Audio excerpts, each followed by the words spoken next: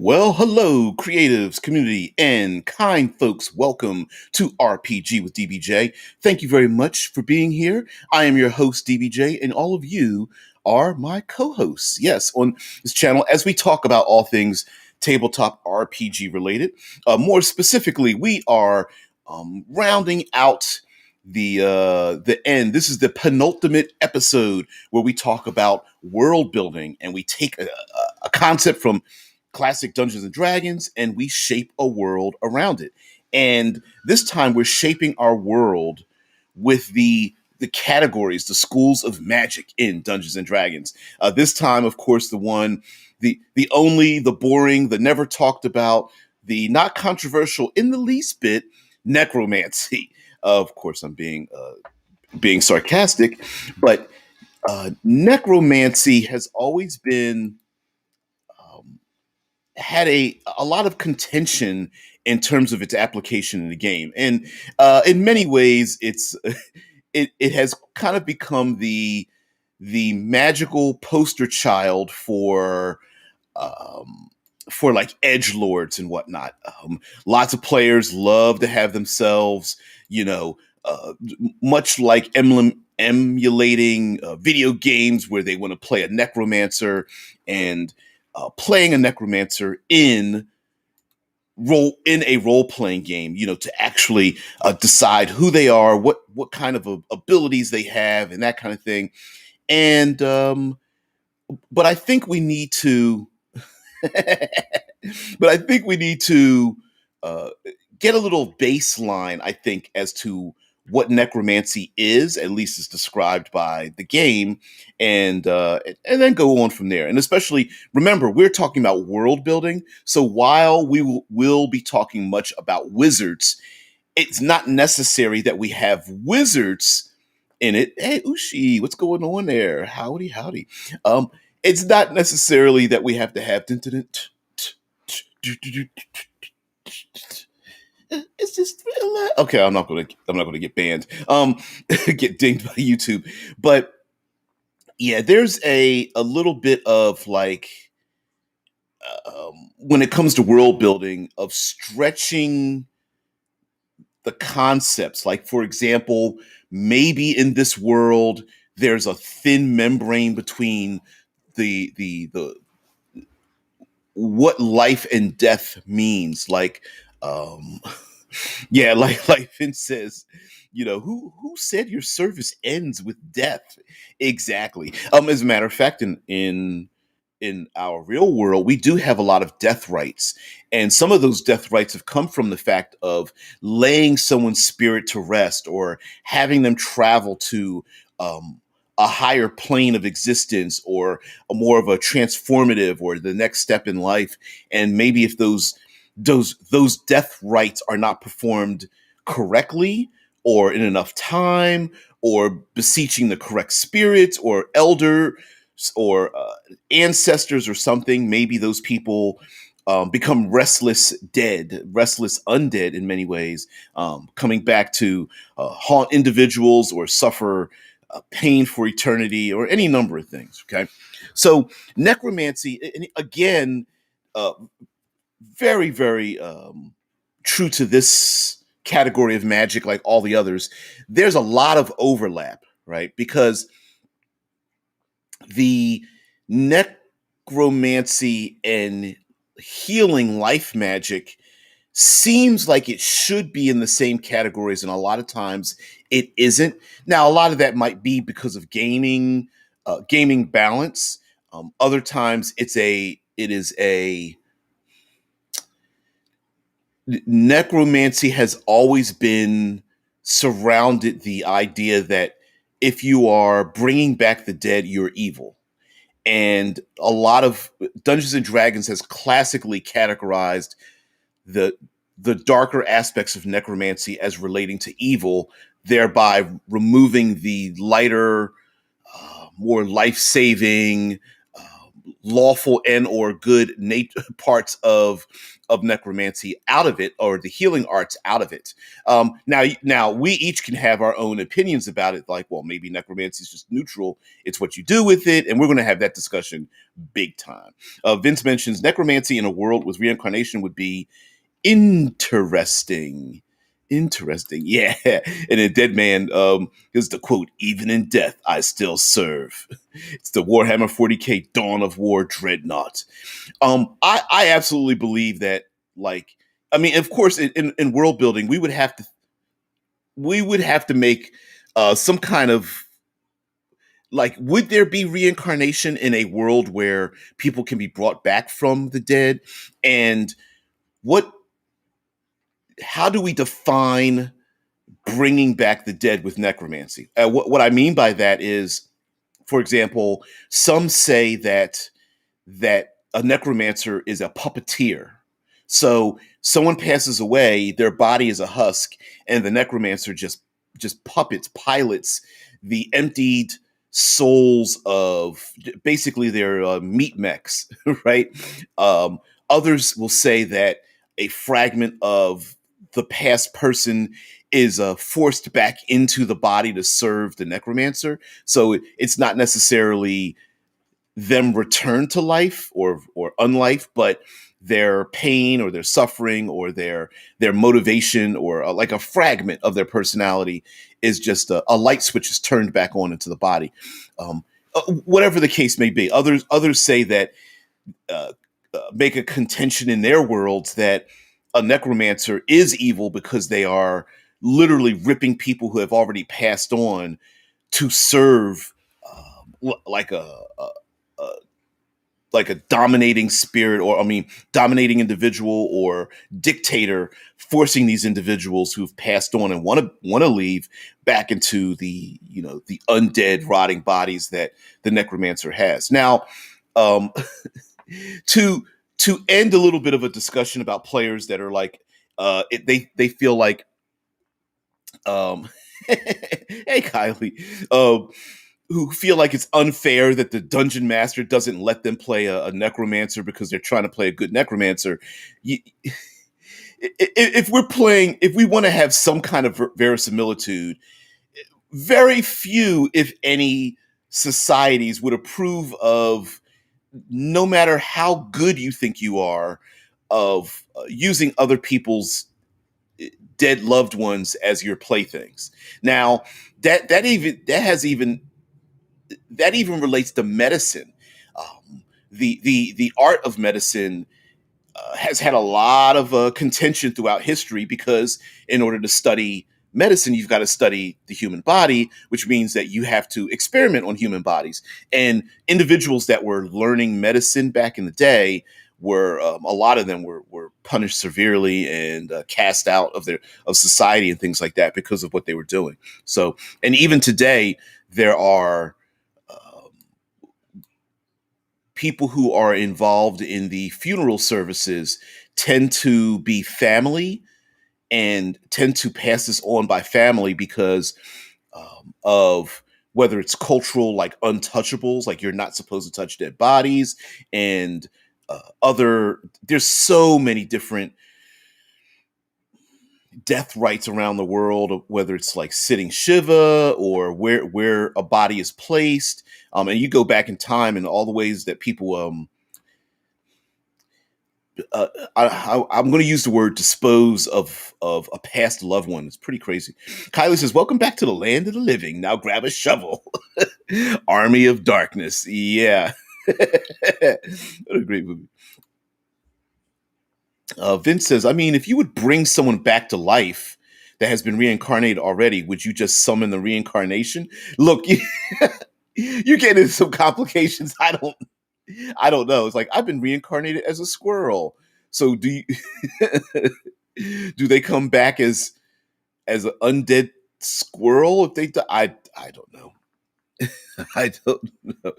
Oh, exalted. Ooh, Dead Man says, or the Bone Striders from Exalted, 20 to 30 feet tall skeletons piloted by some of the Abyssal Exalted.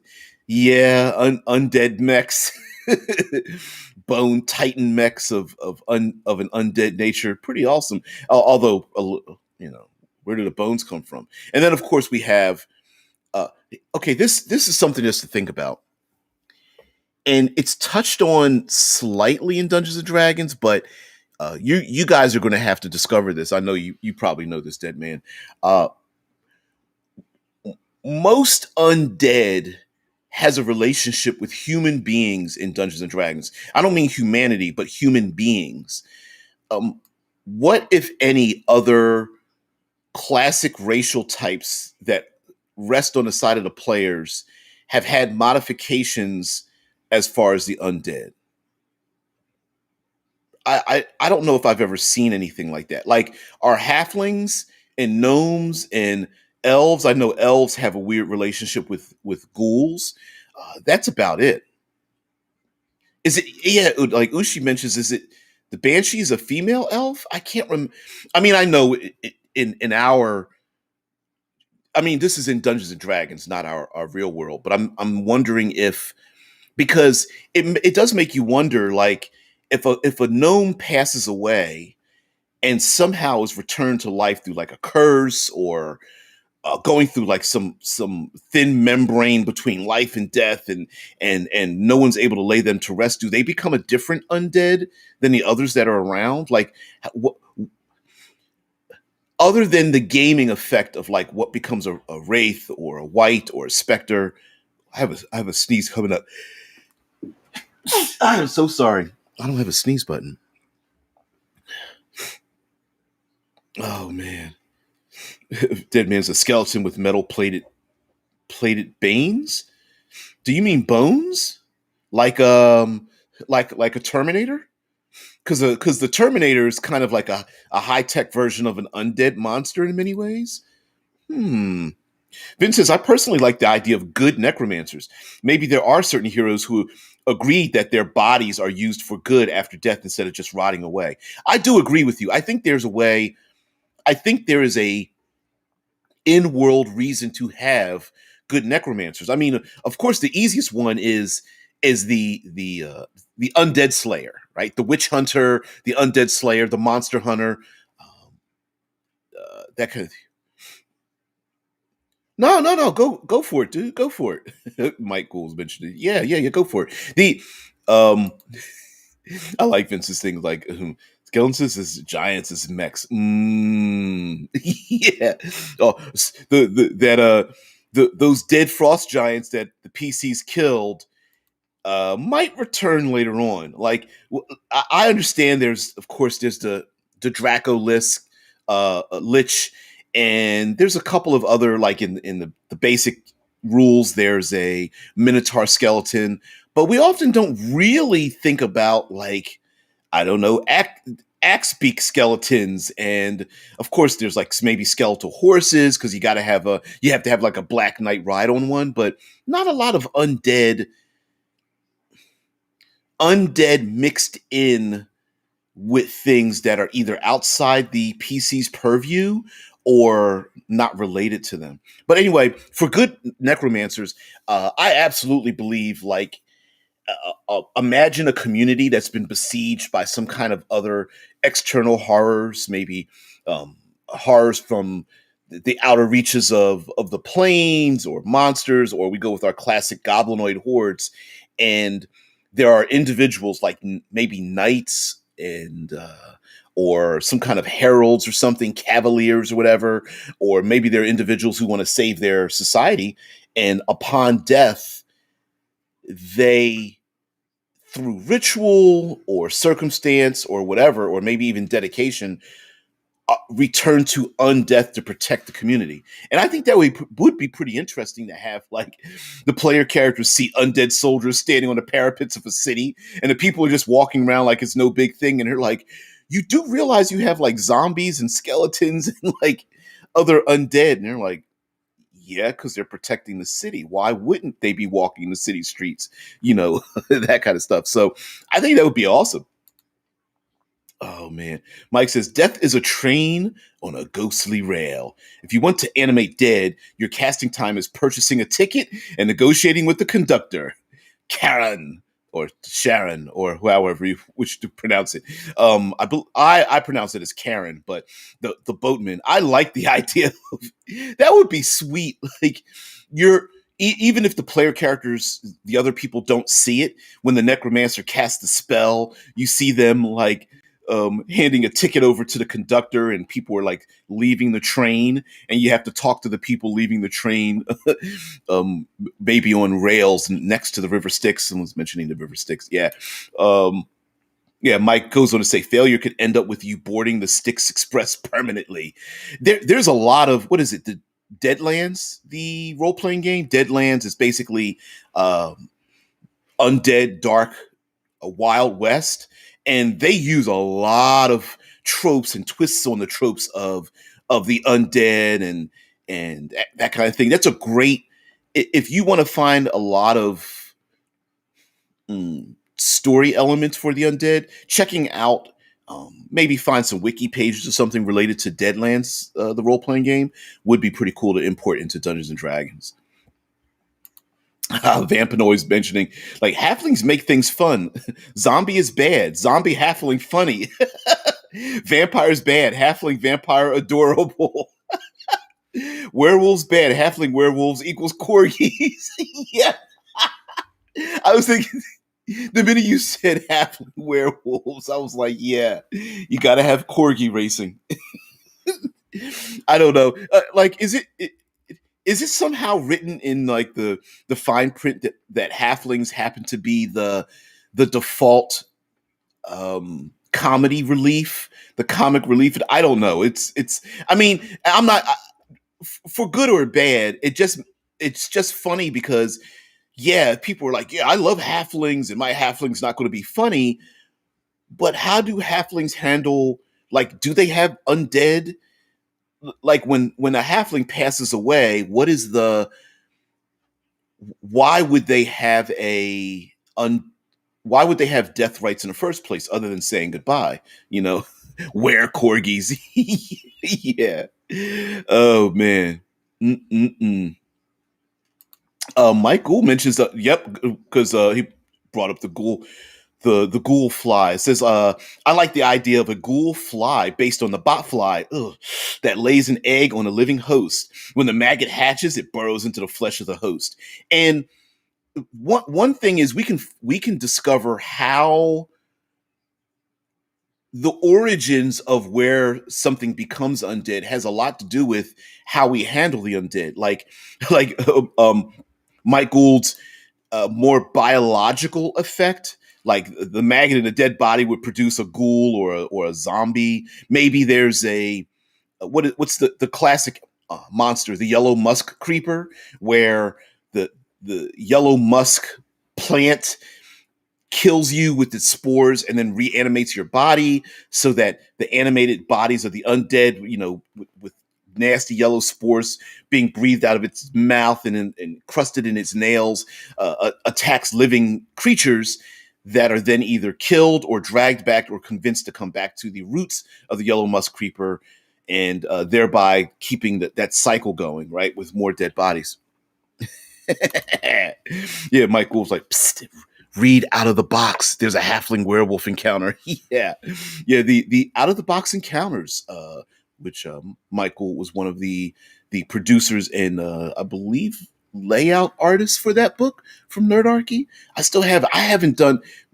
I wish I was a reviewer, but I do this because I would love to go through, not giving any spoilers away, but go through each of the adventures in there because they are well out of the box. I have to agree with that one. Now, the undead could come from like a biological. Was it the lead writer? Ah, that's right. You were the lead writer.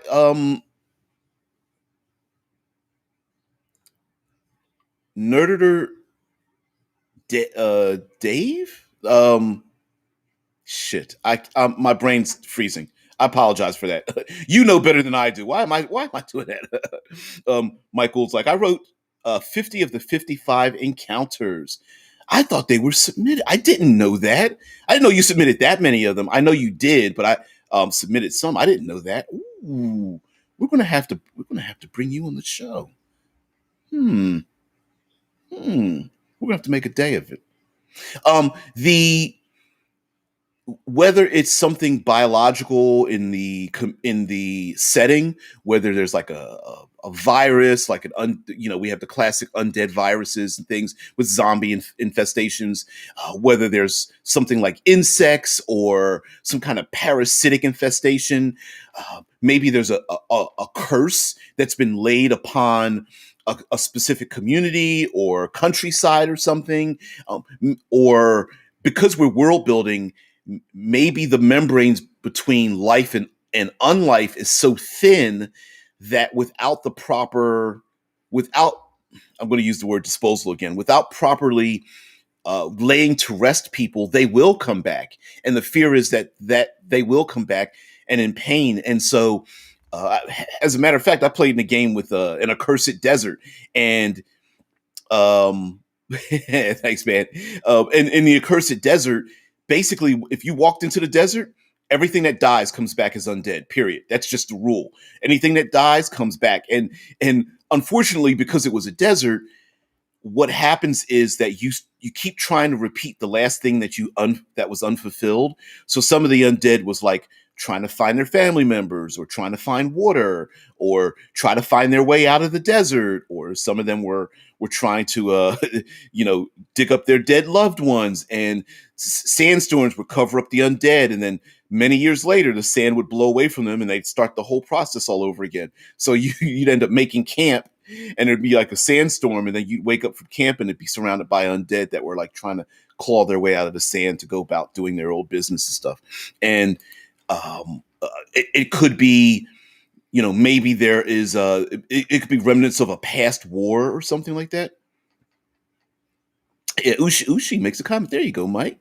um yeah, I think there's ways to play with how people come back from the undead, instead of just they're just being, black cloaked necromancers bringing people back, unless of course there becomes a necromantic economy where, much like in Guildmaster's Guide to Ravnica, there is a, like, you could owe people so much money that even until death you still have to pay off your debts, and so you become an enslaved, maybe an undead creature or a ghost or something like that, still serving the people that you made a deal with.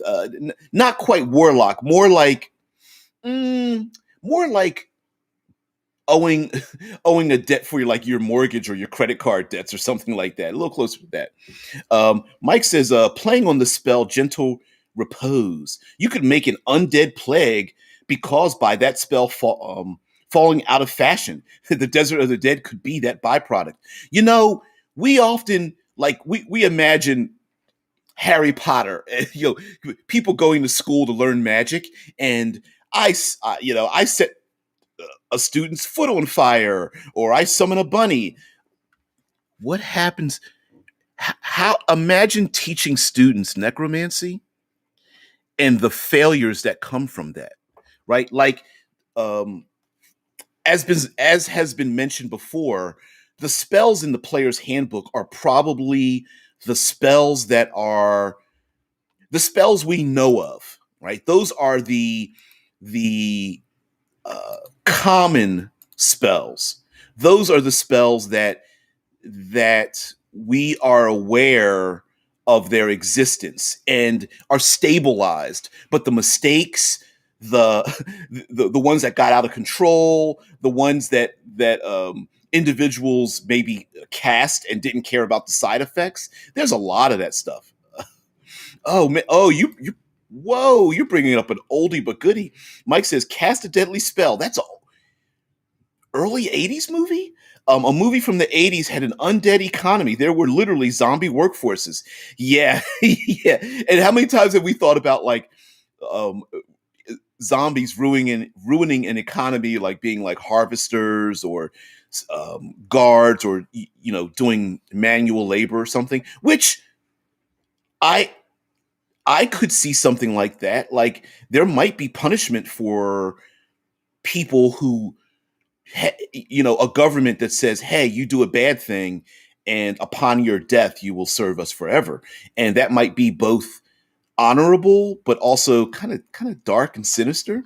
You know, I think so. I could see family members, you know, almost mummifying their loved ones who serve a kingdom, and they are using like maybe like salves and oils to make sure that they don't smell anymore, and or wrapping the undead in pieces of armor and clothing and things like that, kind of like to give them a semblance of honorable service or something. Vampanoid says, think an entire desert made from bone dust. Ooh, that was reanimated. Undead desert. Oh, breathing it in. Like, oh man. That's worse than the idea of like a nanotech desert, or like a desert of rust or something. But yeah, that would be awesome. It's just powdered bone. Oh, I love that idea. Well, I often wondered if a lot of cultures bury their dead in the ground, do subterranean cultures hate the undead in the surface world because when the undead come alive, maybe they don't dig upwards, maybe they fall downwards and start wandering around in the underdark as undead monsters? I don't know. That's something to think about. Something to make you go, hmm. Ushi says, strap undead to cart. Cleric sits in front. Undead turning the auto turning the undead. Your civilization now has the auto dead mobile, auto dead mobile. Just like bring out your dead, reanimate your dead. Somebody comes out with a couple of coins. I'd like to order three, please. I'm like, 1, 2, 3. Come on, get on out the cart. Yes, yes, I know. Come on, clean the house. Um, but no, but in all seriousness, though, I get that players want to be like, I want to walk around with an army of undead, and I don't want the world to hate me for it. But that's a little bit. You gotta have. You, something's got to give. Something's got to give on that kind of thing. So, I will get back to the chat. I just want to show you guys some of the necromancy spells that are available, and like I always default to the fact that cantrips, first level, maybe some second level spells are probably far more ubiquitous in a world like this than say the higher level ones, where you would have to, whether they're more rare to find them out in the natural world, or the wizards that are necromancers are more rare, much like a specialist would be. But we have spells like the chill touch spell, which is funny because uh there's nothing chill about it. It's not cold, but yeah, anyway, chill touch, spare the dying, and false life. Now here we go with um where spare the dying and false life are like healing and buff spells. And so there is a bit of like healing and life mixed with necromancy, but they don't go all the way with it. And I think that's just a D&D-ism. I don't think I think if you made the argument that, hey, why aren't necromancers healers? I wouldn't argue with you, especially in your own world. Yeah, I'd go for it. But yes, here we go. Spare the dying and false life are are the positive effects of necromancy. We have inflict wounds, blindness, and deafness. I think some people have argued that blindness and deafness should be removed from it and maybe something switched out, but whatever. I wouldn't have a problem with someone creating their own spell list. And here we go. Gentle repose, making sure people die out. Ray of enfeeblement. Animate dead, of course. This is a third level spell. This is where we start getting into the literal reanimation of something. I've played with people who've used mage hand, and their mage hand was like a skeletal hand. I played with a player whose mage hand was their own hand that fell off, and they had it in their pocket or wore it around their neck, and their mage hand was their hand walking around or something. That kind of thing. Of course, we got bestow curse, revivify, another staving off death, and speak with dead. Speak with the dead, and speak with dead is one of these like it says communication, but if you're trying to run a murder investigation story, Speak with Dead is the one spell that, like, whereas a game master or dungeon master, you're like, don't. Oh, okay. Yes, the person that was murdered knows who did it. Okay, investigation done. Of course, we have Vampiric Touch, Blight, Contagion, Raise Dead here at 5th level, right here. Circle of Undead, create Circle of Death. I'm sorry, create Undead. Harm, the harm spell, versus the heal spell. Magic Jar, Finger of Death, and we go all the way down to Resurrection, and then True Resurrection, and of course a clone spell. But yeah, let's turn this off here. Boop, boop, boop. Thank you guys. Sorry about that. Let me get back to the chat, but just wanted to show some people some spells that they just to be reminded of what's out there. And I think there is a case for necromancers to be a bit of a martyred servitude, much like soldiers are like, hey, I'll do the bad thing to save society. So I could see that being a case. Okay, getting back into for coworkers here. Co-hosts, yes, co-workers, I guess would be the thing. Uh, Mike Gould mentions, yeah, I don't know why it wipes the chat out there, guys. Sorry about that. I mean, I still see it, but you guys don't see it anymore, which is weird. Mike says a visual: a walking chair made from animated bones, a sedan, sedan chair carried by zombies, and so on. Yeah, a litter. What's is it called? A litter where the people, you get the big buff bronze dudes that carry the important dignitary in the chair. That'd be awesome for undead beings to do that. And I could see a necromancer like walking around with their undead as a warning to other people. Like, is it a leater? But yeah, a leater. Here we go with the pronunciations. I'm going to have to run a video on pronunciations. Like, do you pronounce brother and daughter? Like, is it brother? Is it brother? Is it daughter? I mean, it's all kinds of pronunciations. Leave me alone with that. Leave it alone. Michael mentions, what is it? Inflict wounds. Inflict wounds is a bomb at level 1. 3d10 damage. It sure does. It's pretty nasty. It the limitation being it doesn't work against other undead, but yeah, hell's yes. Let's see. He goes on to say, or a white bounty hunter whose fee is to keep the target as a zombie servant. I love adding. There we go. Okay, Kylie's a palanquin as well. That's it. Maybe whatever. Yes. Thank you very much for that. Sometimes it's just a chair. Other times they're covered by like silks or something like that. The idea that we insert a bit of the old personality into the undead and having them operate that way. Like, I would love a white wraith bounty hunters walking around and like you the bounty is them capturing you and killing you, and then you serve them, and then you become part of their bounty hunter entourage and whatnot. Of course, you've got the idea of like a pirate ship with the undead, on a pirate ship and whatnot. I love that effect. I love that idea, and maybe somehow the gods are like pissed off that people are not moving on to their spirits are not moving on to the next world, but maybe there's like, I don't know. Let me think of something. Like the Blood War has prevented the spirits of good people to move on to the upper planes, like Nirvana and the heavens and the other places. And so it's better for them to stay here than it would be to try to move on, because maybe they go down into the lower planes, despite the fact that they're good people. And so, they're undead, but they're sticking around longer because they're waiting. They're literally fighting to let the spirits of the innocent travel and move on, and that might be pretty interesting. Yeah. Mike says blindness and deafness should be an enchantment, and cure spells should be necromancy.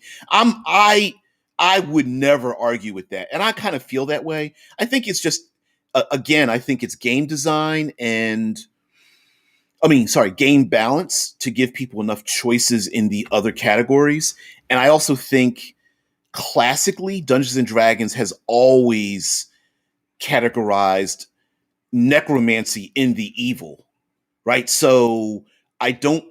I think it's a judgment call in world building that they've done. I don't believe there's any math involved in that part of it. I think that's just necromancy's bad, undead are bad, heroes kill undead, therefore, that kind of thing. Vampanoid says anime dead only works on humanoids. Wonder what the repercussions are for bringing back Fluffy. Yeah, yeah, you brought back my dead corgi, who's trying to jump in people's laps and yeah. Oh man. Mm-mm-mm. Mm-mm-mm. I think the other.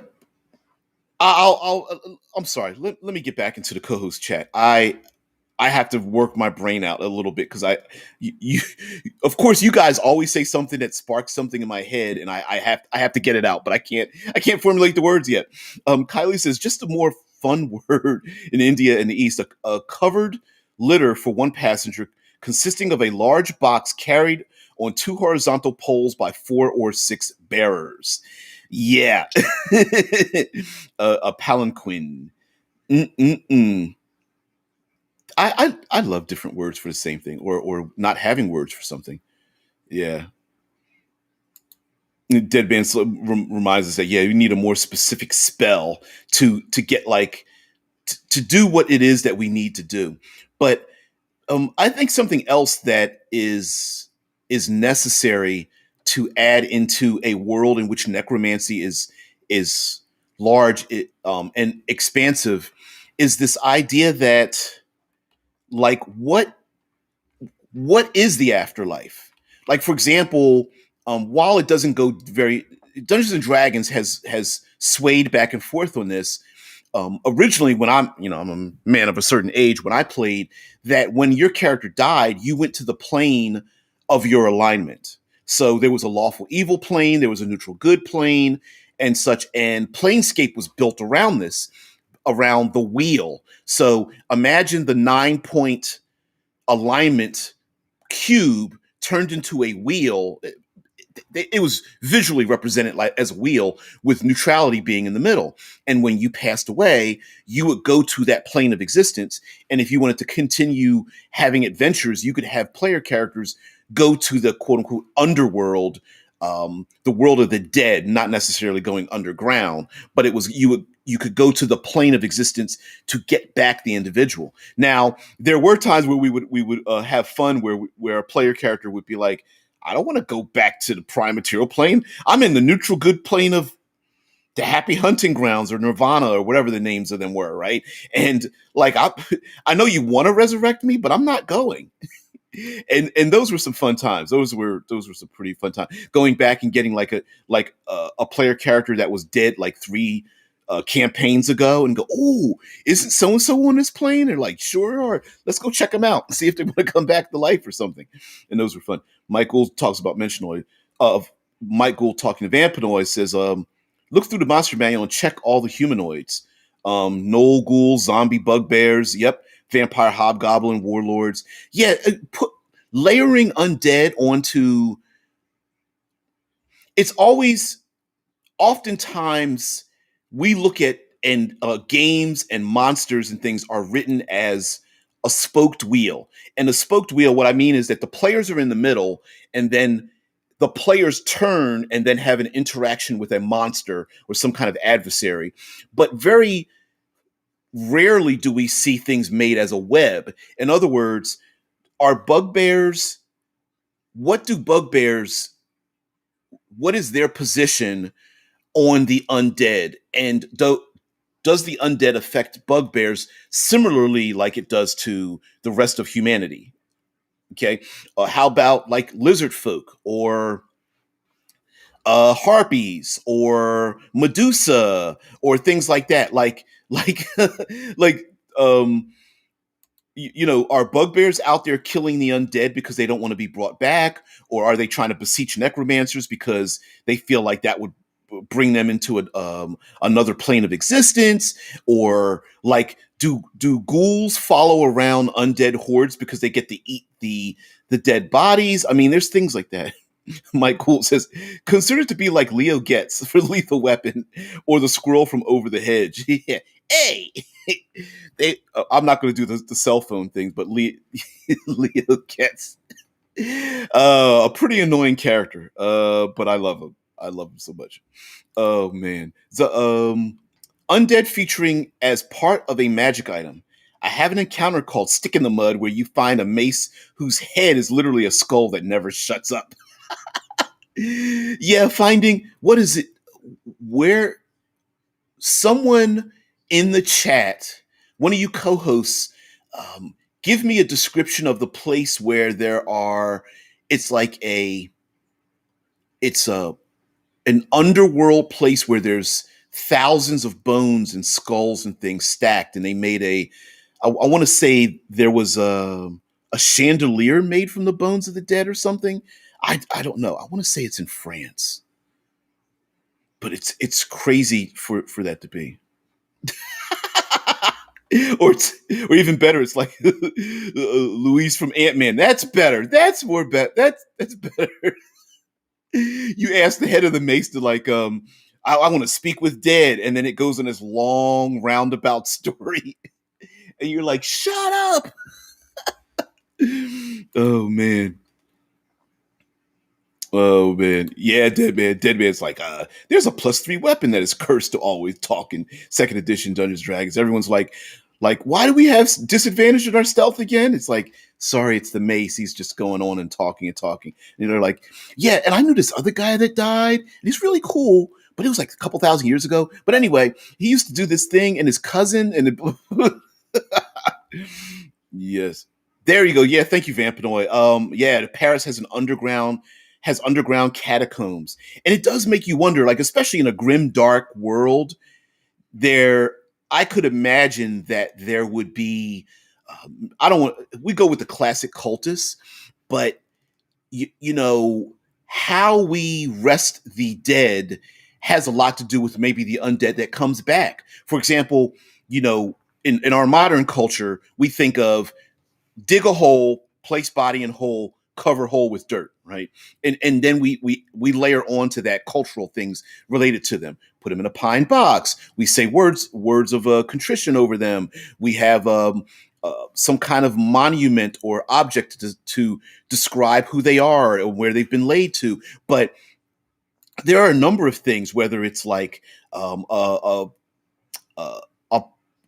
a using a funeral pyre or sending them out to a death at sea, dropping them in the water or putting them on a boat and setting that on fire. There are cultures that raise the dead above the ground and have them either hanging from trees or on the highest peaks in a mountainous area, or using a scaffolding to raise up their bodies. There's even a culture that brings back the somewhat mummified bodies of the dead to have a celebration with them around. New Orleans is classic for having a joyful celebration for those that have passed away. So I think there are ways to shape and twist when people pass away, and then take those parts of cultures and twist them into an undead, into its undead nature. Like maybe someone who doesn't pass from a funeral pyre returns as a burning skeleton or something. I don't know. I'm trying to come up with something out of my ass, right? Or the undead that are not interred that are placed into the ground come back with like maggots inside of their body if people don't say certain things over their about their spirit to allow them to pass on. Going back to the idea of putting coins on the eyes to pay the boatman, right? To pay Karen. Yeah. Oh, Mike Gould mentions. Yep. Day of the Dead in Mexico is amazing. There are lots of cultures that embrace. They're not afraid of death. It is embracing death in their culture, and I think I don't have much information. So I don't mean any offense to the Day of the Dead in Mexico, but it would be pretty interesting to have maybe in this culture the festival of the Day of the Dead. Maybe the real people do come back to life. Not back to life. They become animated in whatever form you wish to animate them. Like they come back as spirits or zombies or wraiths or ghouls, and they come back, and it's the time when hum- the living and the undead are able to communicate without there being fear. Um, I think that'd be kind of cool.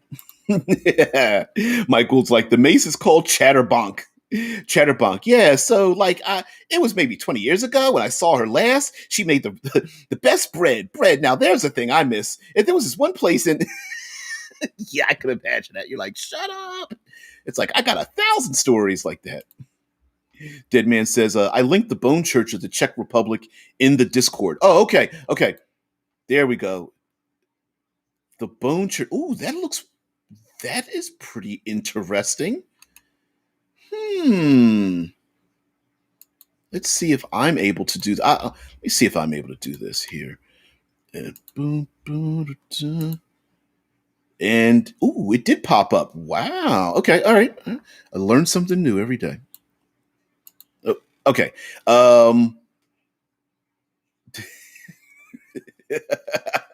Yeah. Oh, yeah. I do. I do agree with you there. Michael says if the DM just wants to riff and accidentally drop lore, Chatterbonk is a great tool. The other than the mindless skeletons and zombies, they just they do that and walk around and stumble around, or maybe you have fast zombies. Doesn't matter. Um, the undead are great ways to lore dump on your players. Role playing doesn't have to stop when the initiative is rolled, even though a lot of times we default to that, like roll initiative and then everybody stops talking because they start top heading while they look down in their character sheet or their phone or their laptop or something to figure out what they're going to do next statistically. But instead, if the undead are talking, that bounty hunter that's a white that is creating wraiths to serve in their hunting spirits to bring them back to the land of the dead, because they're walking around or something. How cool would it be for this person to drop little bits and hints of past lore, maybe some of the past bounties that this bounty hunter has been going after, or the vampire who's been around so long has been interacting with maybe the ancestors or one of the player characters or something. Vampires are kind of like to me they're kind of the epitome of a great role playing monster because they have a lot of give and take. They're given a lot of powers and then you take away from them a lot of limitations, and I like that. Um, Mike's on the roll here. Says, returning back to your starting idea, perhaps not celebrating the dying and dead is the reason why the desert arose. Yeah, a missed Day of the Dead because of a war or plague caused an undead plague, and I think something like that would be awesome. Like, because we are world building here, right? Like, it could be maybe there's a cadre, like the player characters are literally going around laying to rest the dead, because in a big war a lot of times you can't go over the battlefield and lay to rest all the people that died, or people have gone on missions and disappeared, and much like the POW MIA kind of thing where there are soldiers out there and no one has laid their spirits to rest, and so like hey, because you didn't do this, they're going to rise back up again. And though the eternal undead that are walking around are like, hey, I can't rest unless you do something for me. And it would be pretty interesting for someone's undead ancestor to knock on their door and be like, try to scream at them like, lay me to rest, I don't want to be here. Or heck, even continuing a war that could you imagine undead soldiers continuing a war that has ended long ago, and they're just like, wait a minute, know, stop fighting. Or the player characters just walk through a field of a war that keeps happening over and over again. Kylie says, what if Speak with Dead first brought the animated mentally, back to the moment they were being killed? The Necro has to calm and reassure them each time before they're useful to answer questions. Fun RP. Right. Why not? Why, Speak with Dead doesn't mean that you have to be, again, you have to be a nameless info dump and just go like, roll your eyes as the dungeon master and go, fine, I know you know who the killer is because they tell you who the killer is. No, you could role play that out. Maybe they were emotionally distraught. Maybe they didn't see the face of their own killer, or maybe they thought the face of their killer was a monster because emotionally that's what they saw before they died, even though the person might have had, I don't know, a green streak in their hair and wore a brown vest with like a blue scarf. They don't remember that. They just remember getting killed. So the emotional resonance left in them when you speak to them is what they instantly saw. They saw purple with red eyes, right? They didn't see the green streak and the blue scarf, So that might be a thing as well where, yeah, you can speak with dead, but it's all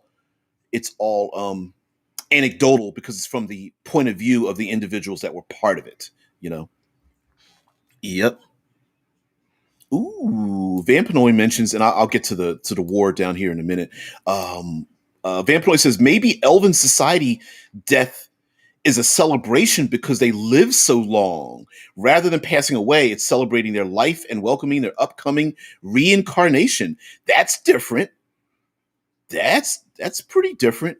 Ooh, I like that because we often think of death as being bad, but a long-lived race might be like, yeah, oh man, you got to pass away, and they're like, yep, I'm about to pass away. See you guys, and they're like, yeah, all right, I'll see you later. Maybe I'll meet you, and they're like, yep, I have a space for you over here in, I don't know, Discordia or something like that. Vampire says, like a war reenactment with actual soldiers from the war. Please hold questions till after the battle for the Q&A. One zombie on their cell phone in a corner. Everybody's pissed off at them because they're not part of it. Oh man, that's funny. Mm-mm-mm. That's awesome. I like that. I like that a lot. Ooh, I can't move back up. Ooh. Mike's like, I had players use Speak with Dead on a murder victim. The spirit came back as if it just happened. They were panicked and enraged. It was an intense RP moment. Absolutely. And Kylie kind of mentions the same thing. Like, just because this is separate from our talk right now. Context is everything. Role playing, narrative, story doesn't have to end. We don't need to relate to things with periods, but we can just put a lot of commas at the end, like run-on sentences, right? Just because someone has a spell or an ability doesn't necessarily mean we have to throw up our hands and go, fine, okay, and then default to the lowest common denominator. Using Speak with Dead might bring, what a great way to bring a banshee into the setting, right? Screaming out in pain, and with the dead spirit of the banshee with like a dagger stuck in their heart, screaming out in pain, and the PCs are like, I thought we were supposed to get information from them, and you're like, yeah, this is the information you're getting, right? Oh man.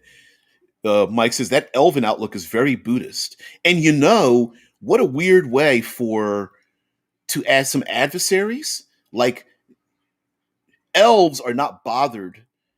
I'm using elves as the insert for a long-lived race, but maybe they're out there to try to convince other races that maybe they should embrace death. Like, they're not mean and bestial about it. Maybe they're just like, you know what? Maybe you guys should, let's bring you into into the world of the undead, because that's even better. Or maybe elves have figured out, what the best way is to live forever. I mean, living 1,000 years is a drop in a bucket, but living for an eternity, being undead, yeah, that's where it's at. And then all the mistakes that happen thereafter. Um, uh, Another thing about trying to have good and neutral necromancers is that it may just be an example would be the players may be in service of what's there was a television show. I'm going to relate to a television show. There was one television show back in the day called Medium. There's also the movie Sixth Sense, where maybe the player characters are in service to the spirits of the dead, who are there then lending help to the player characters to say, these spirits need to be laid down so that they can move on or release that pain, like using speak with dead to a murder victim. They don't want to feel that pain anymore, so maybe they want to be released, and so the players have to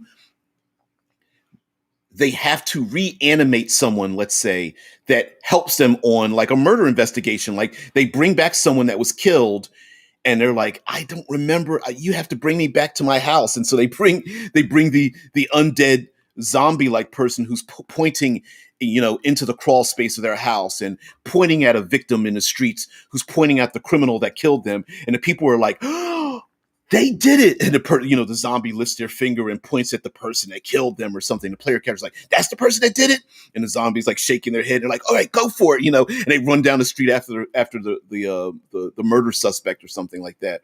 Yep. Mm-mm-mm. Mike's like, I had a shadow sorcerer concept where the PC was formerly an animated zombie who was killed, animated, then killed again and raised. He has to live with what he did as a zombie. Ooh, I like that. Keep coming back. It's like, stop it. What was There was a great in the movie Prophecy when Gabriel brings back a guy and it's like, come on, there's a dead person. And he's like, come on back. And then you see the dead body come back to life, and he's like, oh, he comes back to life. He's like, starts crying, and he's like, no, what did you do to me? And that, I love that concept. I love the idea that the person comes back and they're just like pissed off and they're like mad and sad because they literally did pass over they went through the light and they were like, why did you snatch me back? I don't want to be here. Maybe like intelligent zombie like monsters are like, listen, I'll serve you, but you've got 5 minutes. That's it, because I need to go back to where I really should be. Yeah, dildo gaggins, really, really, really. I swear, you're gonna ding me. Vampanoid says maybe they don't feel like having an interrogation if they just died. Instead, they give you a list of errands to take care of. Throw my computer in the bathtub.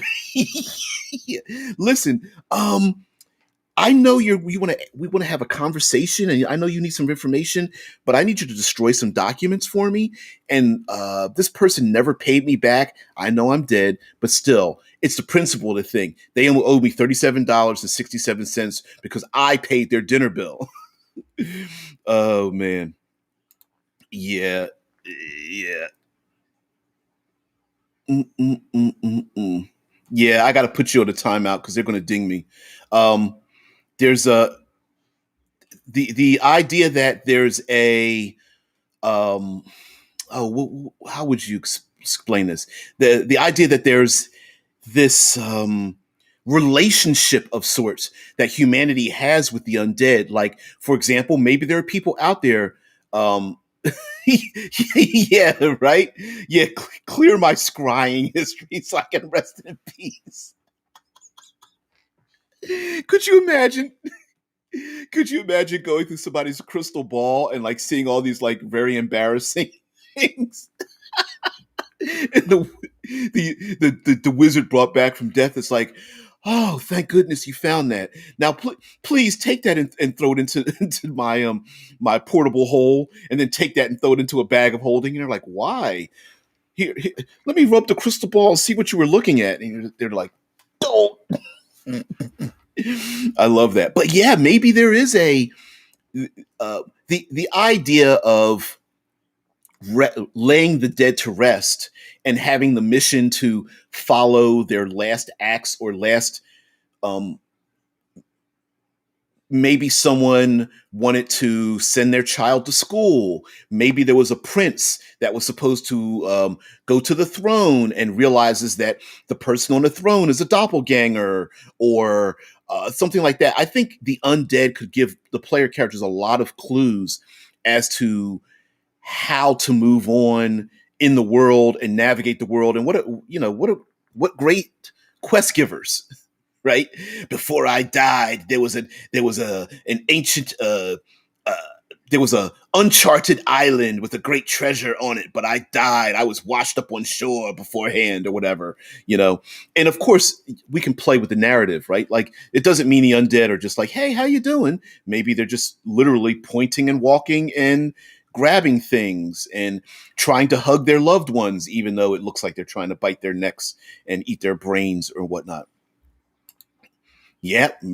A zombie butler that's loyal but has bits fall off at the most socially inappropriate times. Jeeves, your hand is in my tea again. Sorry, sir. Pick my nose. Yeah. Dead man's like, yep, sounds like a Monty Python skit. Absolutely. Uh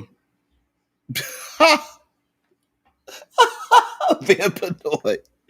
The spirit died a virgin. Party looks at Bard. Bard's like, I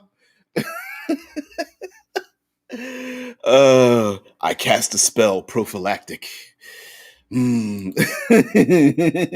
Hey, but who knows? Maybe somebody did die and they're like, I intended to have the grandest party ever, and I was never able to have it. And it's up to you guys to get to give me the grandest party. Maybe it's like a bucket list. Maybe the player's mission is to go on bucket list for the undead. That'd be awesome. Mike says the noble or knight background allows you to have 3 non-combat servants. Skeletons or zombies that are martially incompetent could count. I would let somebody do that. Absolutely. Again, how does society handle the undead? Now we could have there could be, if world economies are ruined because the undead are the labor, there might be a rebel organizations and factions that want to stop that practice. But also, in order for there to be undead, there have to be people who have died.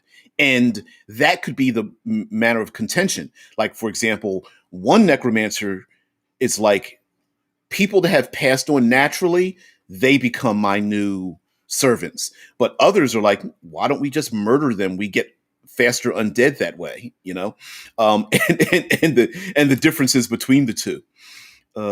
Uh, M Squared says, how many TV shows or films have people's regrets as I never got to say goodbye or I never got to say I love them?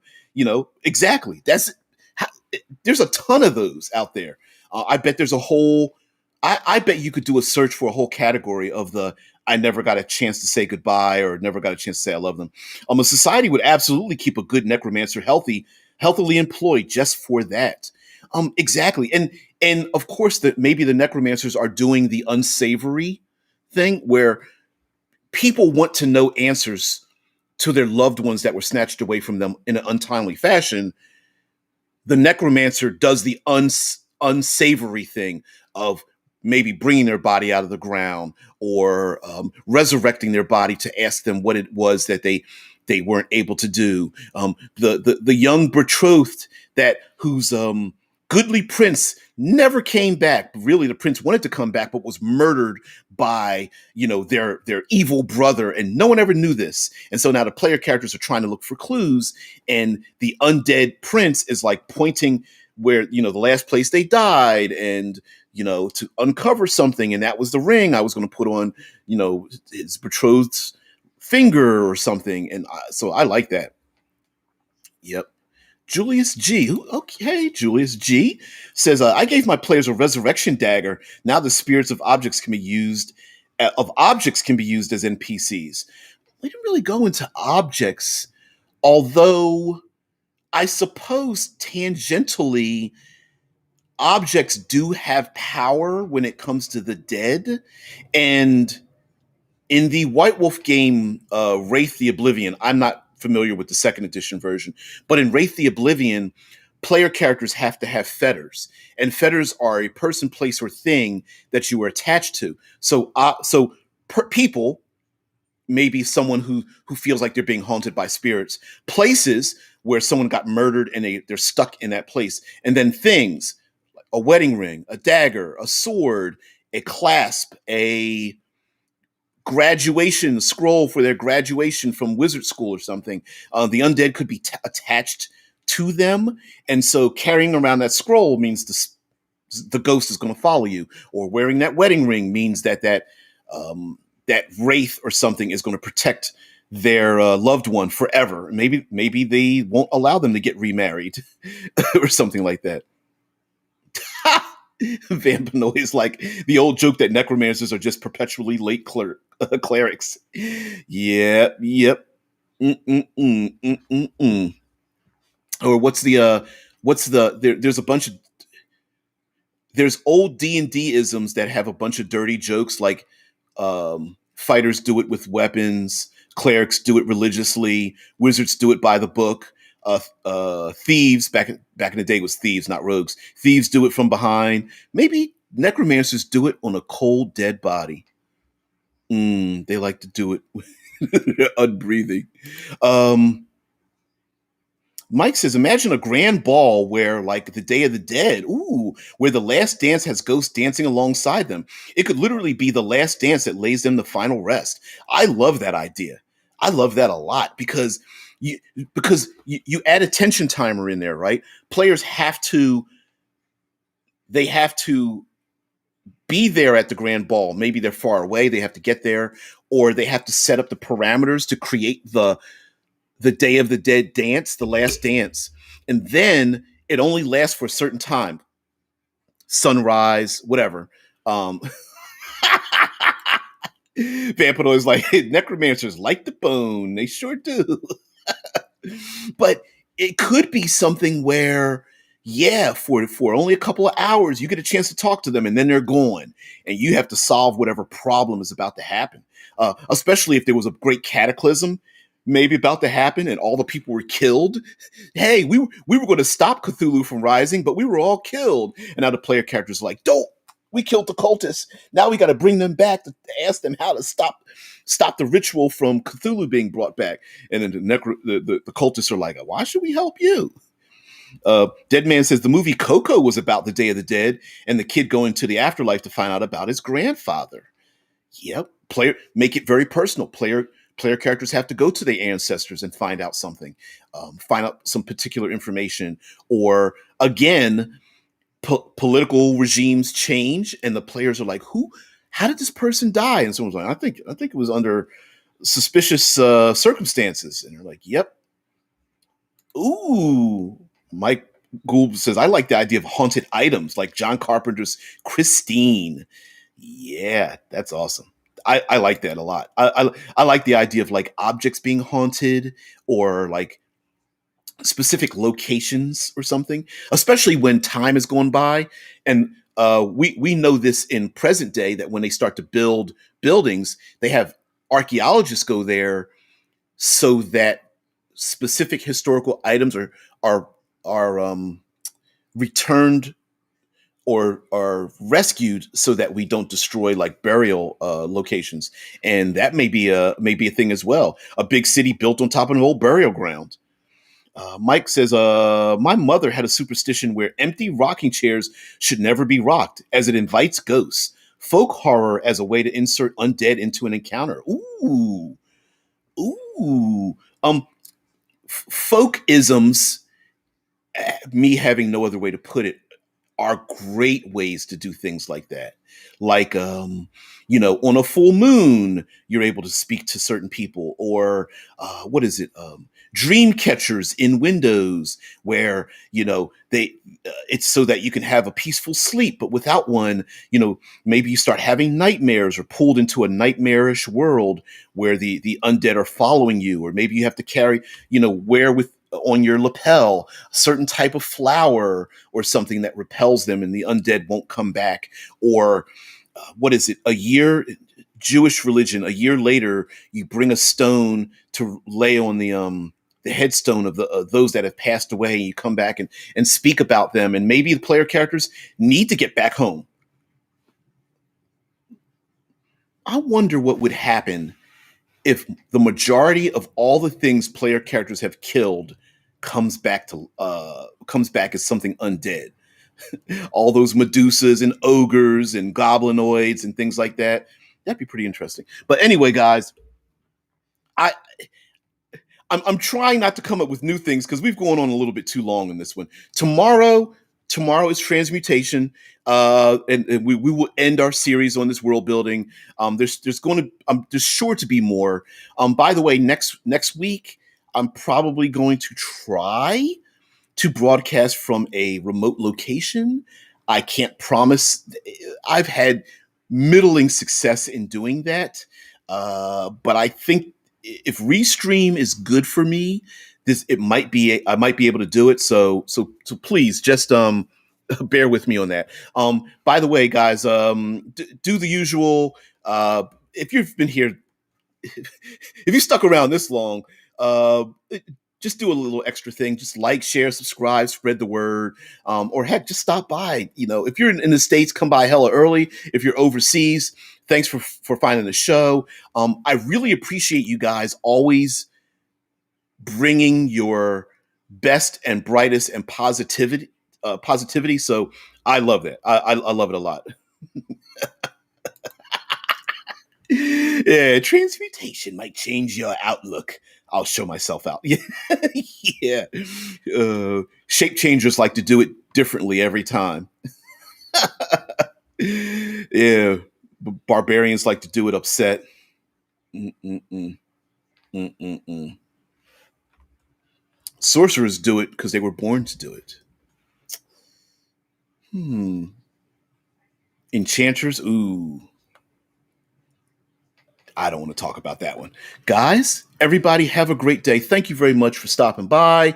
Again, take a look at Level Up 5e. I know I'm pushing it at the end of all these series, but I think it's going to probably be, I'm hoping it's going to be probably one of like the top 5 Kickstarters in history, because it's going to be extremely daunting. There's even, if you go over to N World, there's even going to be an OGL of sorts, an OGL in terms of allowing there to be additional content to be used for advanced 5th edition, or right now the working title is Level Up 5e. So little hard to find if you just type in Level Up 5e, because you're going to get a like, how do I level up my character? It's not the same thing.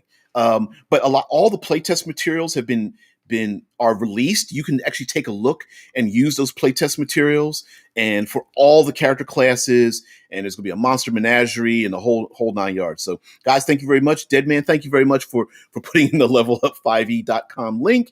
Guys, have a great one. I have